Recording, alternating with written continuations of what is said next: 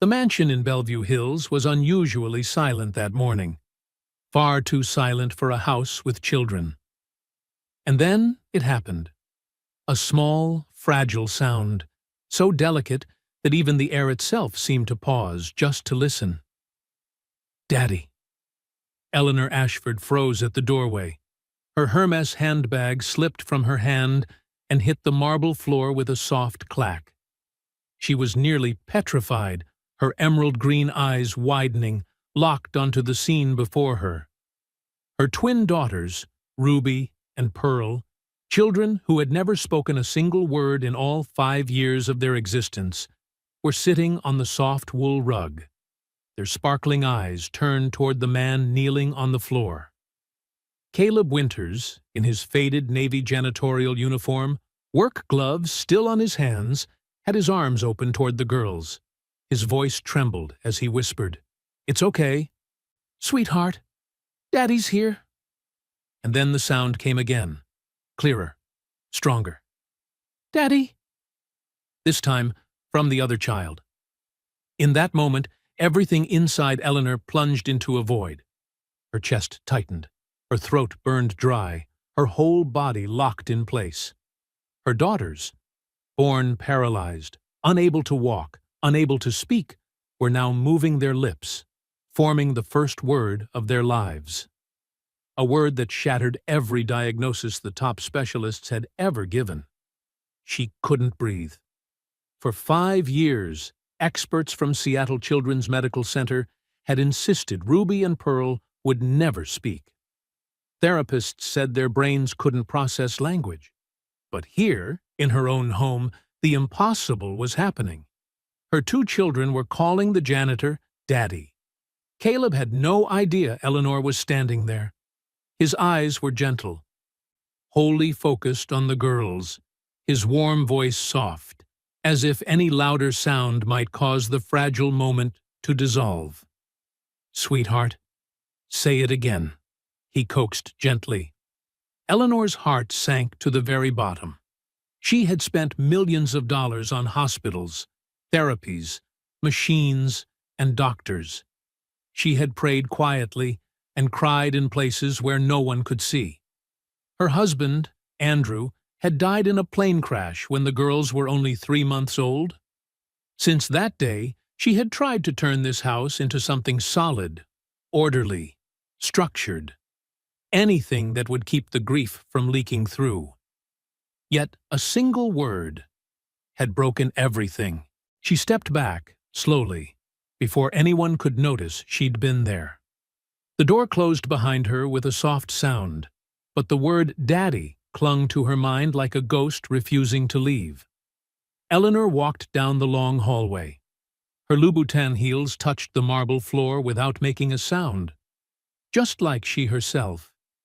Beautiful, but silent for many years. The tall cream-colored walls were lined with portraits of ancestors, all smiling, while the house itself remained cold. A thin breeze slipped through a cracked window. For the first time, Eleanor felt as if the house was watching her. She entered her office and sat at the large oak desk. Her fingers touched her familiar signing pen, but her mind couldn't hold on to anything. All she could see was the image of her daughters reaching toward Caleb, their eyes filled with a vibrancy she had never witnessed. She had lived in silence for too long. When Andrew was alive, the house overflowed with laughter. He sang in the garage, told stories at dinner, hummed melodies when Ruby and Pearl were still in her womb. But after he died, she replaced laughter with rules, music with control. She believed that if she kept everything tight enough, she wouldn't shatter again. But now, something inside her was cracking. Not pain. Something she didn't have a name for. She leaned back, staring up at the ceiling, trying to convince herself she might have misheard. Maybe the girls hadn't really spoken. Maybe it was just meaningless noise. But no, she had heard it clearly, not once, but twice. Eleanor stood and walked to the window. From the second floor, she could see the vast garden below. once designed to be filled with joy. But the swings had never been pushed. The grass held no tiny footprints. Toys remained tucked in their boxes year after year. She had created a world that was correct, but not alive. And then Caleb Winters had appeared. He'd arrived 3 weeks earlier.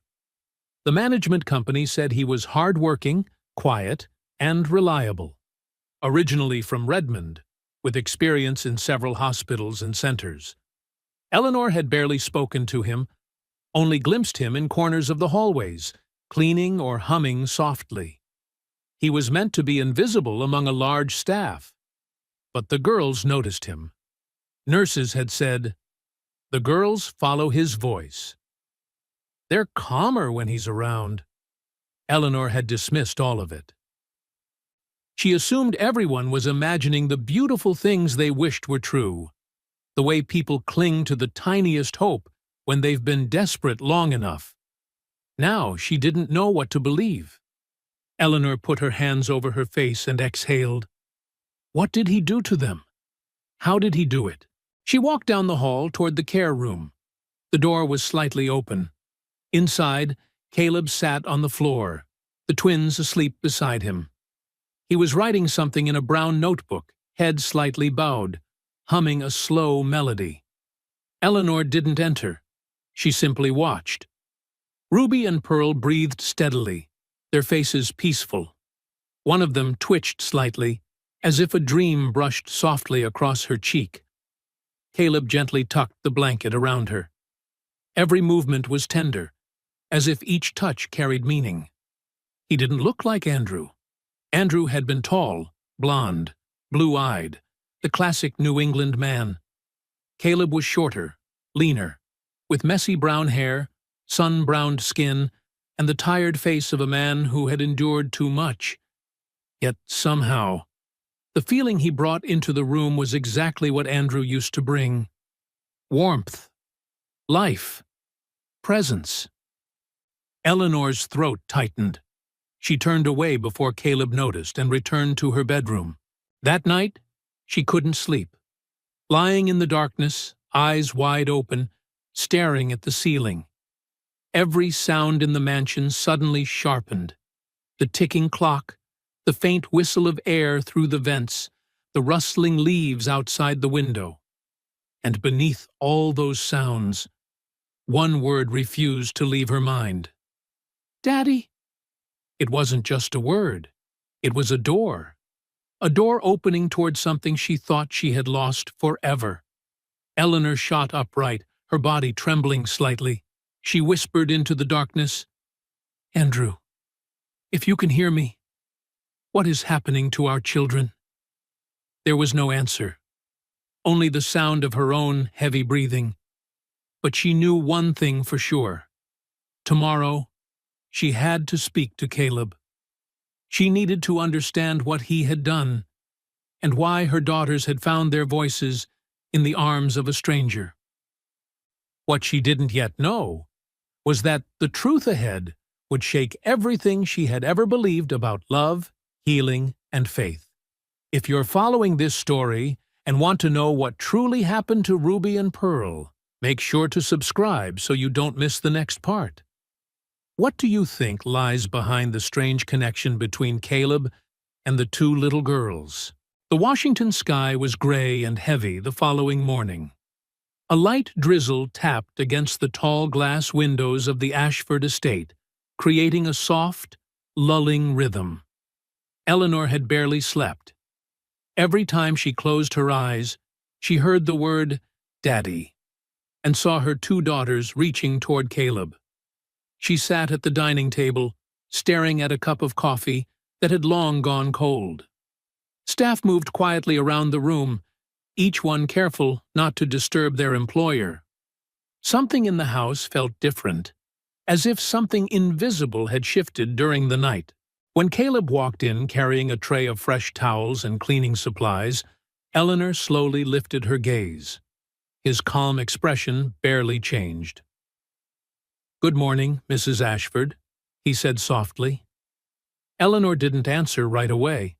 When she finally spoke, Her voice hovered between curiosity and doubt. "May I speak with you for a moment?" He stopped beside the table. "Yes, ma'am." Eleanor gestured for him to sit, but Caleb didn't. He remained standing, his hands folded neatly in front of his apron, his posture steady. She studied him in silence for a long moment, as though trying to find something in his face, something she herself couldn't name yet. Finally, Eleanor spoke, her voice careful, lower. "I saw what happened yesterday." The room seemed to be still. "I heard them speak." Caleb's eyes softened. He didn't look surprised. "Yes, ma'am." "They said, Daddy," Eleanor continued, her words falling out slowly. "Both of them. How did you make them do that?" Caleb glanced at his hands for a brief moment, and then looked back up. "I didn't make them do anything, ma'am. They did it on their own." Eleanor leaned forward. "You must have done something.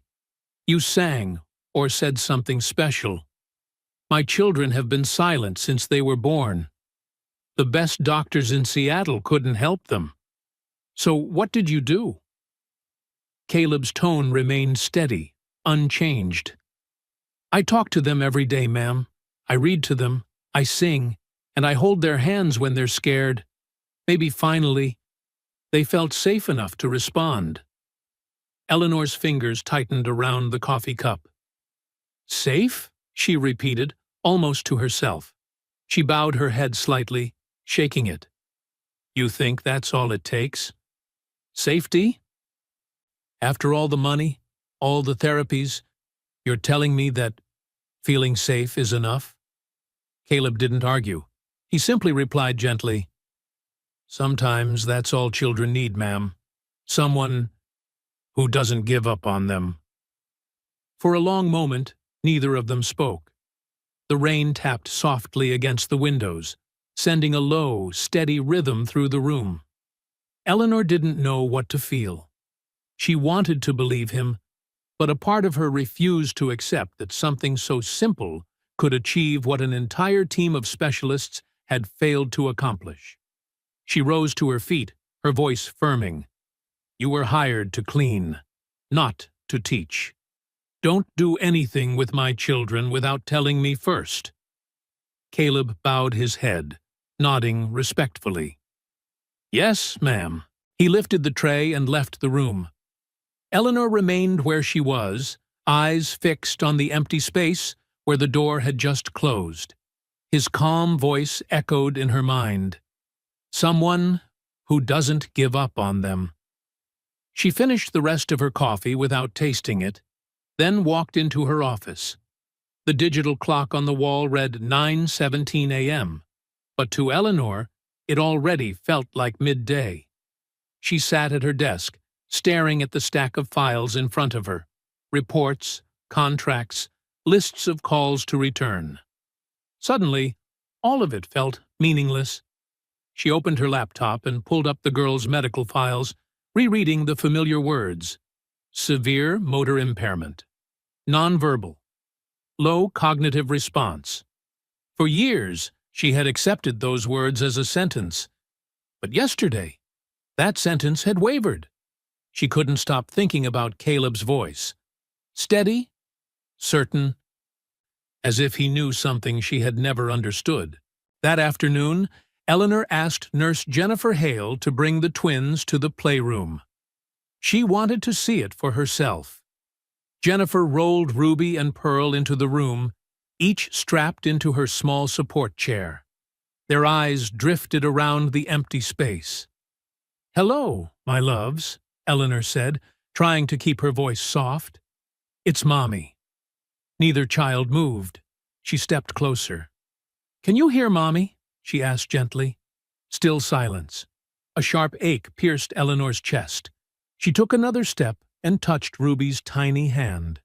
It was warm and soft, but the little girl didn't react. Jennifer spoke quietly behind her. "They've been silent all day, ma'am. Caleb is usually with them in the mornings, But today he was cleaning in the West Wing. "Call him here," Eleanor said almost reflexively. "Yes, ma'am." A few minutes later, Caleb entered. His uniform was slightly damp from work, the yellow gloves tucked into his apron pocket. He stepped in carefully, avoiding direct eye contact with Eleanor. When Ruby saw him, her expression changed instantly. Her tiny fingers twitched against the armrest. Pearl's head slowly turned toward Caleb. Caleb smiled, his voice lowering.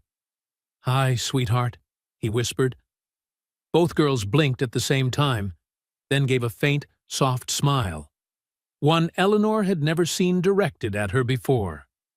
Caleb knelt between their chairs and began humming a gentle, slow melody. It wasn't a song Eleanor recognized, just a simple, soothing tune. Ruby made a tiny sound in her throat, as if trying to imitate him. Pearl's hand stretched out just a bit farther. Eleanor's eyes widened. "Do you see that?" she whispered to Jennifer, her voice nearly breathless.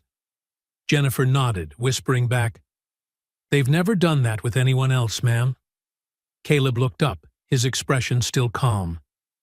"You see, ma'am, they can respond. They just need time, not pressure." Eleanor felt something shifting inside her, clearly, unmistakably.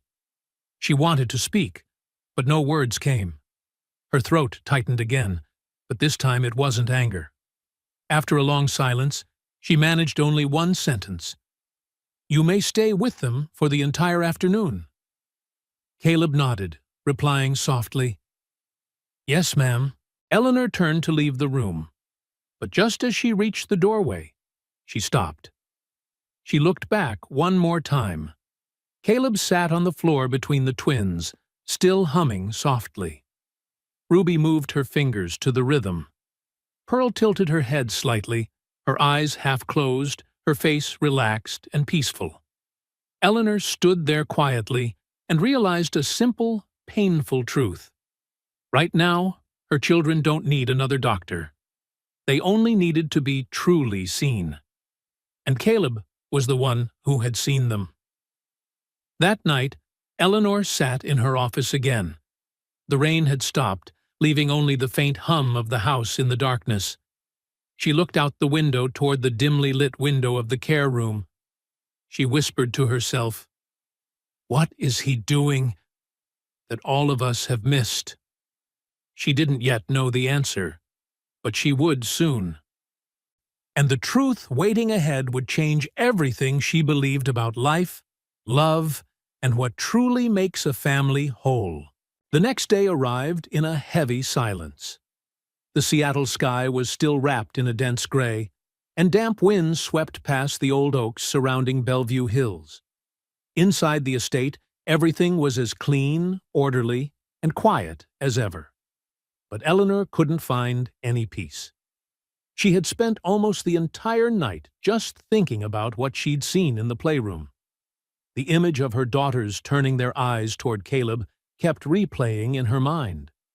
The way they moved when they heard his voice, the way their tiny hands reached for him. For 5 years, they had barely responded to anyone, their gazes drifting into nothingness. And now, they were waking up, little by little. She needed an explanation. Eleanor went upstairs, walking down the hallway toward the care room. She hadn't even touched the doorknob when a warm, gentle voice drifted out from inside. "Caleb." She pushed the door open very softly and stopped. Caleb was sitting cross-legged on the soft rug, the twins lying beside him. The curtains were drawn wide, letting the pale morning light of a gray day wash over the room. His back was straight, his hands patiently rubbing lotion into the girl's arms. His voice was low and steady. He was singing. And in that moment, Eleanor's entire body froze. She knew that song. It hit her like a memory she had spent years trying to bury deep in her subconscious. Andrew, her husband, had hummed that melody every night during the months she was pregnant. Eleanor's eyes filled with tears before she could stop them. She didn't know why, but it made her heart ache. She stepped into the room, her voice barely above a whisper, as if she were afraid of breaking something fragile. "Where did you learn that song?" Caleb turned around, a little surprised, but still composed. "Oh, I didn't know you were here," he said quietly. Eleanor moved closer, her breath unsteady.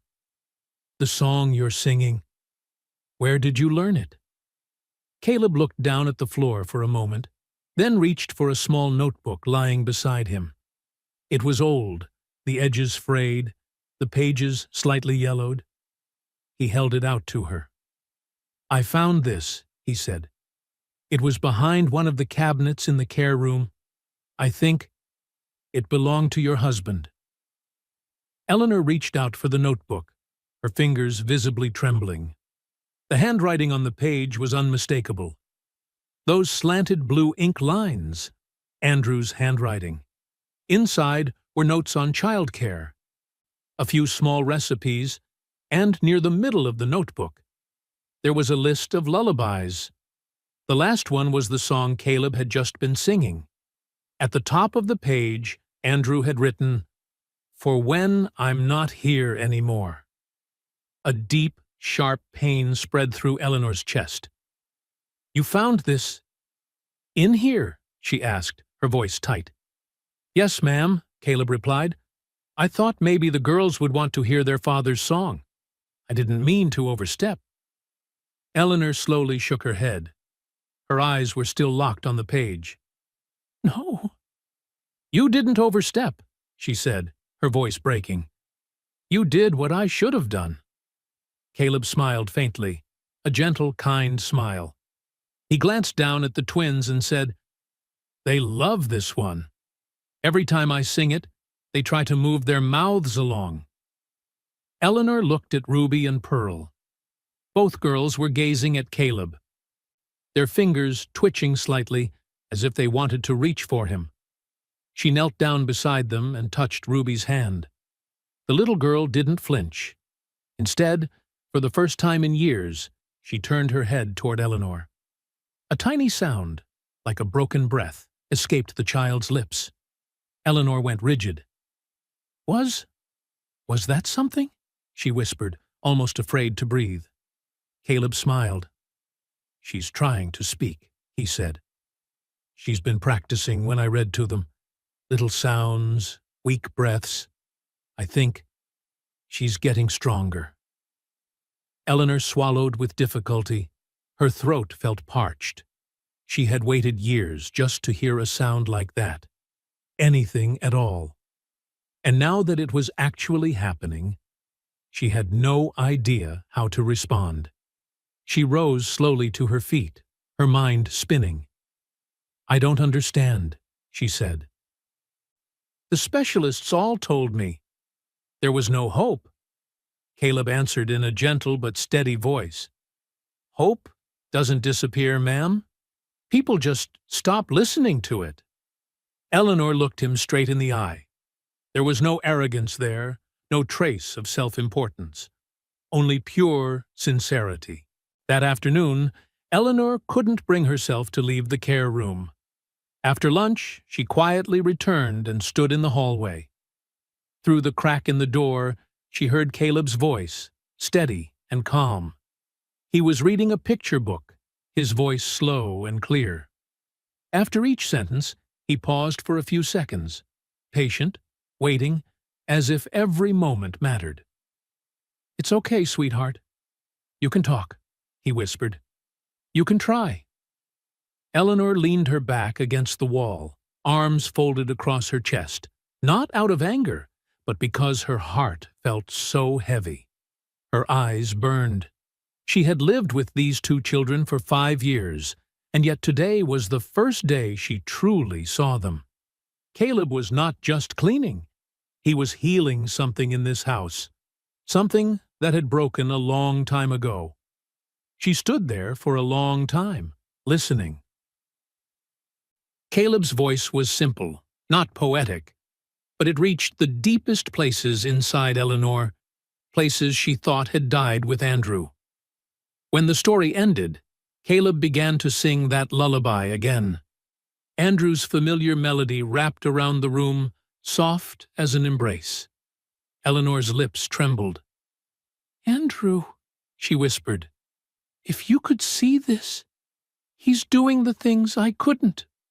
She turned away, but before she left the hallway, she glanced through the crack one more time. Caleb had fallen silent. He was writing something in the notebook, probably the kinds of things he recorded every day. That night, when the whole house had fallen asleep, Eleanor sat alone in her office. She opened the notebook Andrew had left behind and read every line. Each line was his voice, each word a piece of him. And then she came across a passage that stole the air from her lungs. "If anything ever happens to me, remind the girls that love can still reach them, even when words can't." Eleanor closed the notebook. Her hands were shaking. For years, she had tried to heal with money, science, discipline, and control. But Andrew had understood something she never dared to believe. Sometimes, love is the only medicine left. She leaned back and whispered softly, "Thank you, Caleb," even though she knew he was asleep and couldn't hear her. The next morning, when Eleanor woke up, the air in the house felt lighter, brighter. She didn't know what lay ahead, but deep inside, she knew one thing for certain. Something inside her had changed forever. And this was only the beginning. Eleanor couldn't stop thinking about Caleb. Who was he? Why did he care so deeply about two children he had only met a few weeks ago? And most importantly, how could he understand exactly what her daughters needed when an entire team of doctors, specialists, and the best experts she had ever hired had all failed? On Wednesday morning, she decided to find out. Eleanor called the staffing agency that had referred Caleb. Her voice was cold, professional, classic Eleanor Ashford. "I need the complete file of Caleb Winters, every position he's ever held, the reasons he left, and all references." "Yes, Mrs. Ashford. We'll send it immediately." An hour later, her inbox received a thick PDF document. Eleanor sat in her office, poured herself a cup of hot tea, and opened the file. Each line appeared on the screen like a sketch of the man she still did not fully understand. Caleb Winters, age 38, born in Spokane, Washington. Employment history: maintenance staff at Seattle Children's Medical Center, 4 years. Janitorial staff at Evergreen Pediatric Rehabilitation Center, 2 years. Technical staff at Redmond Heights Apartments, Paudied 1 year. Family status: divorced. 1 daughter, Daisy Winters, 5 years old. Single parent since 2022. Comments from previous employers: reliable, hardworking, extremely patient with children. Frequently volunteers to help disabled children during breaks. His daughter has special medical needs. Eleanor stopped at the last line. His daughter also had special needs. She opened the attached document, a medical summary Caleb had allowed the employer to view. Daisy Winters, diagnosed with quadriplegic cerebral palsy, nonverbal, limited mobility. Eleanor set her teacup down. Her hand trembled slightly. Caleb wasn't just a janitor who happened to be good with children. He was a father fighting every day against the same things she herself was facing. He understood, not from textbooks, not from courses. He understood through the pain and love of his own life. A wave of emotion crashed over her: guilt, shame, and something else: deep gratitude. She had seen him as a worker, a pair of hands, someone invisible. But he was so much more. Eleanor closed her laptop and sat frozen for a long time, letting the truth sink in. Today was Caleb's day off. He had taken Daisy for her routine medical checkup. He had told her that, but she hadn't paid attention. Now, everything felt different. She glanced at the clock. 2:15 p.m. A thought flashed through her mind, one that Eleanor Ashford had never had before. She wanted to know how he lived. She wanted to understand him. 20 minutes later, she was driving her Tesla through the rain-soaked streets of Redmond, heading toward the address in the file. It was an old 3-story building, peeling paint, sitting in a working-class neighborhood. The parking lot was filled with aging cars. A few children played ball on the patchy grass. Eleanor parked outside and looked up at the second-floor apartment, Unit 2B. Caleb's home. She didn't intend to go inside. She simply sat in the car, feeling like an intruder, yet unable to leave. 10 minutes later, she saw him. Caleb stepped out onto the balcony, pushing a small wheelchair. Daisy sat in it, brown hair tied neatly, wearing a pink dress with butterfly prints. He knelt down, positioning the wheelchair so his daughter could look out at the yard. He pointed downward, perhaps at a bird, or the drifting afternoon clouds. Daisy smiled. A tilted, imperfect smile, but full of joy. Caleb bent forward, kissed the top of her head, then began singing. Eleanor couldn't hear the words, but she saw his lips moving, saw Daisy trying to mimic him, bit by bit. A simple moment. A father. A disabled child. An old balcony. But to Eleanor, it was everything. She understood now. This was why he knew how to speak to Ruby and Pearl. He had been speaking this way to Daisy every single day. He was patient, because he had to be patient. He never gave up, because giving up would mean abandoning his own child. Eleanor's throat tightened. She didn't realize she was crying until a tear slid down her cheek. Caleb wasn't helping because of money. He was helping because he understood. And maybe because he still believed in something she had lost long ago. Miracles. Eleanor continued watching. Caleb pushed Daisy back inside. The lights in the small kitchen flicked on. He placed a pot on the stove, probably preparing dinner. A simple, difficult, but loving life.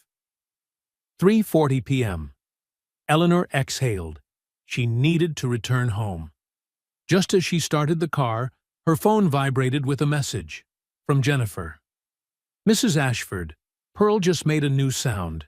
It sounded like she was calling her sister. You should come home. Eleanor read the message twice. Her heart jumped. She looked up at apartment 2B one last time. Then she drove back to Bellevue as fast as she could. By the time she arrived, it was fully dark. Eleanor almost ran up the stairs. In the care room, Jennifer stood up as soon as she entered. You should hear this, she said softly. Eleanor knelt beside the crib. Please, let me hear. Jennifer stroked Pearl's hair. Call your sister, sweetheart. Pearl glanced toward Ruby. Her lips quivered. Then a weak sound escaped. Ooh, B. Ruby. Eleanor's tears spilled instantly. For the first time in 5 years, she heard one child trying to call the other. She's done it 3 times now, Jennifer whispered.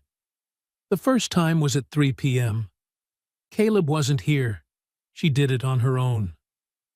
Eleanor gathered Pearl into her arms, tears falling onto her daughter's hair. You did so well. Mommy is so proud of you. She touched Ruby's cheek. You too. You're finding each other again. That night, Eleanor stayed between their cribs until late. She didn't want to leave. She had never wanted to stay more than she did tonight. Jennifer left at 9. Do you need me to stay? No, thank you. I want to be with my girls tonight.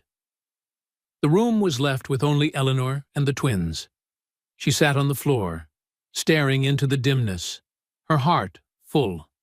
She thought about Andrew, about Caleb, about the two little girls slowly finding their voices, and about something she was feeling for the first time in 5 years. Hope. The next morning, Eleanor woke at 5 a.m., curled on the care room floor. Her neck ached, but she didn't regret it. She fixed the girls' blankets, then went to the kitchen to make coffee. At 7:30 a.m., she heard the back door open. Caleb had arrived. She stepped into the hallway, her heart beating faster for a reason she couldn't name. He was changing into his uniform in the laundry room. When he saw her, he startled slightly. "Good morning, Mrs. Ashford." Eleanor stood in the doorway, looking at him. The man in the worn uniform, with calloused hands, but a heart stronger than anyone she had ever met. The image of him and Daisy on the balcony flashed in her mind. His smile, his resilience, and the way he never gave up. "Caleb," she said softly, "I want to thank you. Not just for what you've done for my daughters, but for reminding me what truly matters." He looked flustered. I'm just doing my job." "No," Eleanor interrupted. "You're doing far more than that. And I've seen it." Caleb didn't know what to say. He simply nodded, his eyes softening. Eleanor smiled, the first real smile she'd had in days. "You'll want to hear this. Yesterday, Pearl called Ruby's name. 3 times. Caleb's face lit up. "Really? She did it?" "Yes," Eleanor said, her voice trembling. "And it's because of you. You gave them belief." Caleb bowed his head, as humble as ever. "They just need time and love." "The girls are waiting for you," Eleanor said. "They miss you." "I missed them too," he replied quietly. And in that moment, Eleanor knew everything had changed. Not just for her daughters, but for herself. She had lived like a ghost for 5 years, but Caleb, with his humility, his patience, and his unconditional love, had reminded her that life can begin again, even after the deepest pain. The air outside grew thick and heavy that afternoon. The Washington sky was swallowed by dense black clouds, and wind tore through the tall oaks surrounding Bellevue Hills like long warning sighs of an approaching storm. The weather report warned that tonight would bring a powerful storm, the kind Washington only saw once every several years. Eleanor stood by the office window, watching the garden tremble under the wind. She glanced at the clock. 4:45 p.m. Caleb usually ended his shift at 5. She went downstairs and found him cleaning in the laundry room. "Caleb?" she called softly. He turned. "Yes, ma'am?" "A storm is coming. You should go home to Daisy early today. The roads could get very dangerous." Caleb looked out the small window, worry flickering across his face. "Yes, ma'am. I plan to leave at 4:30, but—" He hesitated. "But what?" "The girls seem restless today," he said. "They keep turning toward the door. I think they can sense the storm." Eleanor understood. The girls were sensitive to weather shifts, to pressure changes. "You did well," she said. "Now go home to your daughter. I'll stay with Ruby and Pearl." Caleb nodded, though worry lingered in his eyes. "If you need anything, please call me. I'll keep my phone on." "I will," Eleanor replied. "Drive safely." Caleb left at 5:15, just as the first raindrops began tapping softly against the glass. Eleanor went up to the care room. Nurse Jennifer was preparing for the night shift. "Mrs. Ashford," Jennifer said, "I checked the forecast again. This storm might cause an outage. I've prepared flashlights and candles." "Thank you, Jennifer." The twins were already in their cribs, but not asleep. Their eyes were wide, staring up at the ceiling. Ruby's fingers twitched slightly. Pearl turned her head toward the window where the wind was slamming against the glass. Eleanor pulled a chair between the cribs. "I'm here, my loves," she whispered. I'm not going anywhere." But the girls weren't calm. Their eyes kept shifting toward the door, as if waiting. They were waiting for Caleb. A sharp ache pressed into Eleanor's chest. She was their mother. Yet the person they sought was him. By 7 p.m., the storm truly hit. The wind grew into long, haunting howls. Rain hammered the windows like handfuls of pebbles thrown again and again. Then a thunderclap exploded, shaking the entire house. The lights flickered. Once, twice, then went out. "Power's out," Jennifer said, quickly turning on a flashlight. In the darkness, Eleanor heard something she had never heard before. The girls were crying, not whining, not soft, restless sounds. Real crying, panicked, terrified, choking cries. "Ruby! Pearl!"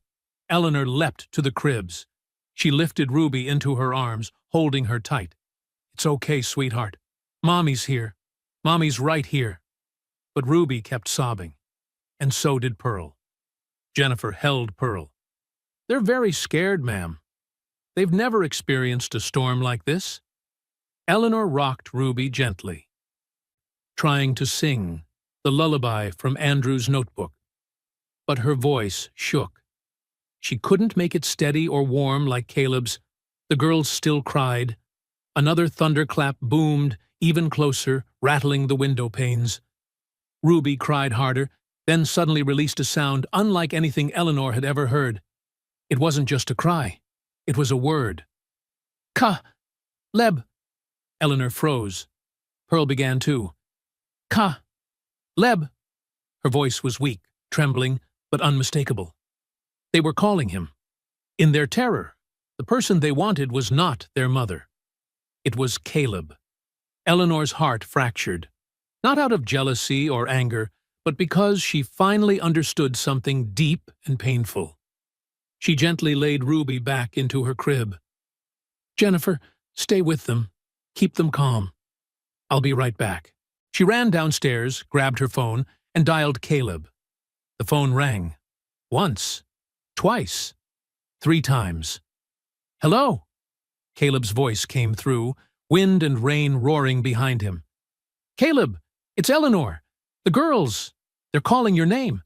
They're terrified. I don't know what to do." There was a brief silence. Then he said, "Can you put the phone near them? Let me talk to them." Eleanor ran upstairs immediately. She set the phone between the cribs and turned on the speaker. "They can hear you now," she said. Caleb's voice came through. Low, warm, familiar, even distorted by the storm. "Ruby, Pearl, it's Caleb. It's okay, sweethearts. The storm will pass. Mommy is right there with you. She loves you very much." The crying slowed. Caleb began singing, the same lullaby. Through the phone, the sound was scratchy, but the melody was clear, gentle, steady, comforting, just like always. Ruby calmed, Pearl calmed, their eyes fluttered, then closed, their breathing steadied. Eleanor sat down on the floor, tears pouring down her face. She listened to Caleb sing through the storm and realized a truth that was both painful and beautiful. Love isn't measured by blood. It's measured by who shows up when the child needs them most. When the song ended, the girls were fast asleep. Eleanor picked up the phone. "Caleb?" "Yes, ma'am?" "Thank you," she whispered, voice breaking. "Where are you? Are you safe?" "I'm home, ma'am. Daisy is scared of storms, too, but she's asleep now. I'm letting her sleep in my room tonight." Eleanor exhaled, relief washing over her. "You're a good father, Caleb." He paused, then said quietly, "And you're a good mother, Mrs. Ashford. You just need to believe that." Those words pierced her, not to hurt her, but to awaken her. "Good night, Caleb," she whispered. "I'll see you in the morning." "Good night, ma'am." The call ended. Eleanor sat in the darkness, the flashlight casting dim shadows on the wall. She looked at her daughters sleeping deeply. In all 5 years living in this house, she had never truly been present for them. She hired people, signed checks, and scheduled appointments. She hid from pain through work, through distance. But tonight, hearing them call Caleb, she didn't feel angry. She felt awakened. Jennifer watched her. "Mrs. Ashford, do you want me to stay so you can rest?" Eleanor shook her head. "No, I'll stay with them tonight." The nurse nodded. "I'll be in the next room if you need anything." When Jennifer left, only Eleanor and the twins remained. She sat between the cribs, holding Ruby's hand in one and Pearl's in the other. Then she began to sing. At first, her voice trembled, uneven, but slowly she found the melody. Andrew's lullaby. The song Caleb had brought back. This time, she wasn't singing because she thought she had to. She sang because her heart wanted to. The storm lasted past midnight. Around 1 a.m., rain still fell steadily, but the thunder had drifted far away. Eleanor remained there, singing the songs she once thought she had forgotten. Sometimes she stopped just to watch their small, sleeping faces. She touched Ruby's cheek, then Pearl's. "I'm sorry," she whispered. "I'm sorry for being gone so long, but from now on, I'll be here. I promise." Tears slid down her face. For the first time in 5 years, Eleanor wasn't crying from grief. She was crying from hope. Around 2 a.m., the storm had nearly dissipated. Rain fell lightly. The wind had calmed. The power was still out, but it no longer mattered. Exhaustion overtook her. She lay down on the floor, between the two cribs, staring up into the dim ceiling. She whispered into the quiet, "Andrew, if you can see me now, I've changed. I think I finally understand what you wanted me to learn all along." No answer came, only the soft breathing of her daughters and the steady rhythm of her own heartbeat. But Eleanor felt something, a warmth, like someone silently nodding in approval. She smiled in the darkness and closed her eyes. For the first time in 5 years, Eleanor Ashford slept beside her daughters, not out of duty, but because her heart had chosen to. Eleanor woke up in the pale sunlight streaming through the window. The power had been restored. She sat up, her neck sore from spending the whole night on the floor, but her heart felt light, as if she had finally set down the boulder she'd been carrying for years. She glanced at the clock on the wall. 7:30 a.m. The girls were still asleep, their breathing steady, their faces peaceful. Eleanor rose quietly, not wanting to wake them. The morning shift nurse, a young woman named Sarah, was preparing formula in the corner of the room. "Good morning, Mrs. Ashford," she smiled, slightly surprised. "Did you sleep here all night?" Eleanor nodded, smoothing her hair back. "Yes, last night was very special." She went down to the kitchen, brewed a strong cup of coffee, then stood by the window, looking out at the garden. Broken branches were scattered across the lawn, the remnants of the storm. But the sky had cleared, and sunlight was slipping through the slowly dissolving clouds. At exactly 8 o'clock, the back door opened. Caleb stepped in, his uniform still marked with a few faint streaks of rain left over from the night before. Eleanor turned around. They looked at each other for a few seconds, neither of them speaking. Something in the air had changed, a wordless kind of connection. "Are you all right?" she asked, her voice noticeably softer. "Yes, ma'am. Daisy is all right, too. She was a little shaken by the storm, but she smiled again this morning." Eleanor stepped closer. "Caleb, last night, the girls called your name. For the first time, they clearly formed a word, and that word was your name." Caleb's eyes widened. "Really?" "Yes." Her voice still held a faint tremor. And in that moment, I realized something. My daughters love you. Not because you're staff, but because you're the one who is always there, when they need someone. She paused for a beat, looking straight into his eyes. And I realized something about myself, too. I've been running away for the last 5 years. I hired people to care for my children because I was afraid to love and lose again. But you showed me that loving someone doesn't mean you're not afraid. It means that even when you're afraid, you stay. Caleb listened in silence, not interrupting. Eleanor took a deep breath. I want to ask you something, and you have every right to refuse. Please go ahead, ma'am. I want you to move in here, with Daisy. Caleb froze, clearly stunned. Eleanor spoke quickly, afraid he might misunderstand.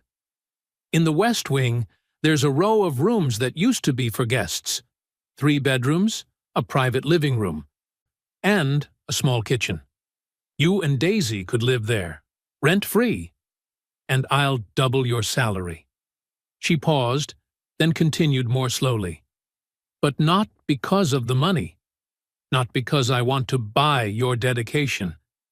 But because... Her voice suddenly tightened. It took her a few seconds to go on. Because my girls need you. They need someone they trust. And I think Daisy deserves better care too. We have professional nurses here, like Jennifer, medical equipment, and safe spaces for her to play. I don't see this as charity. I see it as a fair arrangement. She held his gaze. You help me care for Ruby and Pearl, and I help you care for Daisy. We do that as a family. The word family left her lips with difficulty, but Eleanor said it with all the sincerity she had. Caleb's eyes turned red. He turned his face to the side and wiped the corner of his eye with the back of his hand. For a long moment, he couldn't speak at all. At last, his voice came hoarse. You don't have to do this, ma'am. I know, Eleanor replied softly, but I want to, because you deserve it. Daisy deserves it. And my daughters, they deserve someone who will never give up on them. Caleb turned back to her, looking straight at her. His eyes were wet, filled with a deep emotion, gratitude, tenderness, and also the fear of responsibility. I need to think about it, he said slowly. For Daisy. I have to be sure this is the right thing for her. I don't want her to feel confused or feel like we're taking advantage of your kindness. Eleanor nodded. I understand. Take as much time as you need. There's no rush. Caleb nodded gratefully, then quietly went upstairs. Eleanor remained alone in the kitchen, her heart pounding. What had she just done? Invited a man she'd only known for a few weeks to move into her home? With his daughter? But deep down, she knew it was the right thing. Not just because her children needed Caleb, but because she needed his presence too. Needed someone to remind her that love still existed, that family wasn't defined only by blood. 3 days later, Caleb didn't answer immediately. He said he needed time to talk to Daisy, to think everything through. Eleanor respected that. She didn't bring it up again, didn't push. But every day, she caught his gaze pausing on the West Wing as he walked past it.